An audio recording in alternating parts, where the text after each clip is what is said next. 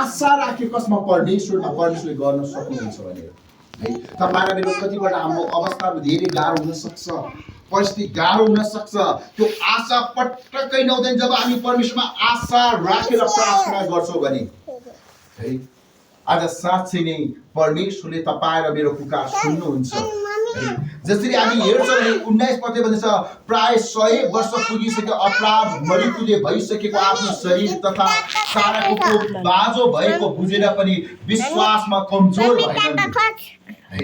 20 पदले भन्दछ, परमेश्वरको प्रतिज्ञामा कुनै शङ्काले उनलाई डबाउन सकेन, तर आफ्नो विश्वासमा दरिलो भएर उनले के त परमेश्वरलाई महिमा गर्न है, महिमा गर्न पनि प्रतिज्ञा गर्नुभएको कुरा परमेश्वरले गर्न पनि सक्नुहुन्छ भन्ने अब्राहमलाई पुरा निश्चयता थियो है।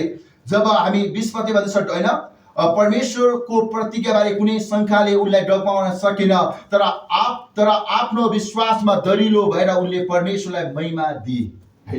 कतिपल्ट त्यो परिस्थितिलाई, तर परमेश्वरलाई त्यति त्यो परिस्थिति गाह्रो भएको लागि अझै उनले त परमेश्वरलाई महिमा दिँदै है, विश्वासमा चाहिँ बलियो हुँदै है। कतिबेला हाम्रो परिस्थितिले गर्दा कतिबेला हाम्रो हैन हामीले विश्वास गरेका है, पर जो माथि हामीले भरोसा विश्वास जो चर्च गरेर पनि त्यस्तै त रहेछ नि, प्रार्थना गरेर त्यस्तै त रहेछ नि हैन। कतिपल्ट हामीले हैन के रे नापे, कतिपल्ट हामीले हैन दर्शनसँग भेटिदिन्छौँ उठी जान्छ, ओ यस्तै त रहेछ नि। तर त्यो होइन, त्यो बेला झन् प्रार्थना गर्नुपर्छ, त्यो बेला झन् परमेश्वरको महिमा गर्नुपर्छ है। उसले आफ्नो विश्वासमा डगमगाएको छैन। किनभने 21 पदमा हामी पाउँदछौँ है, प्रतिज्ञा गर्नुभएको कुरा परमेश्वरले गर्न पनि सक्नुहुन्छ भन्ने अब्राहमलाई पुरा निश्चयता थियो है। आज साँच्चै के जब उसलाई एउटा पुरा निश्चय परमेश्वरले गर्न सक्नुहुन्छ भन्ने कुरा नभन्दै परमेश्वरले उसलाई चाहिँ एउटा सन्तान दिएको कुरा हामी पाउँदछौँ, इसाक हैन। एउटा वृद्ध अवस्थामा जुन कुरा परमेश्वरले भन्नु भएको थियो त्यो कुरा प्रभुले दिनुभयो उहाँको समय। जब तपाईँ र मैले पनि परमेश्वरमा भरोसा राख्छौँ भने, परमेश्वरमा विश्वास गर्छौँ भने, परमेश्वरमा आशा राख्छौँ भने उहाँमा भरोसा राख्ने कोही पनि लाजमा पर्ने छैन है।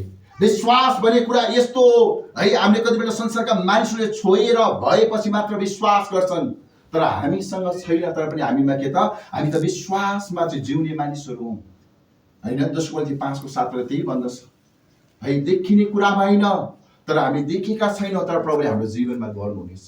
प्रभुले मेरो परिवारमा ती आशिषहरू प्रभुले दिनुहुनेछ, मेरो अवस्थाहरू परिवर्तन हुनेछ, मेरा नानी बाबुहरू असल मार्गमा हिँड्नेछन् है। आज साँच्चै नै मेरो घरको अवस्थाहरू परिवर्तन हुनेछ जब तपाईँ र मैले विश्वास गर्छौँ नि। प्रभुले तपाईँ र मेरो जीवनमा ठुलो ठुलो काम गर्नुहुन्छ। बिना विश्वास परमेश्वरलाई हामी खुसी बनाउन सक्दैनौँ। हिब्रू 11:6 पदले भन्दछ कि बिना विश्वास परमेश्वरमा आउने व्यक्तिमा एउटा विश्वास हुनुपर्छ, प्रभुले मेरो पुकार सुन्नुहुन्छ भन्ने एउटा निश्चयता हुनुपर्छ। प्रभुले अवश्य नै मेरो अवस्था परिवर्तन गर्नुहुन्छ। तपाईँले जब निरन्तर प्रार्थना गर्न सुरु गर्नुहुन्छ, प्रभुले तपाईँ र मेरो उत्तर प्रभुले दिनुहुन्छ। जब तपाईँलाई थाहा छ प्रभु येशूले आफ्नै इलाकामा, आफ्नै ठाउँमा, आफ्नै जन्मभूमिमा उहाँले काम गर्न सक्नु भएन, किनभने त्यहाँका मानिसहरूले प्रभुमा विश्वास गरेन हैन। मर्कुस 6 अध्यायको हामी 1 देखि 6 पदसम्म हेर्छौँ, त्यो कुरा हामी पाउन सक्छौँ है।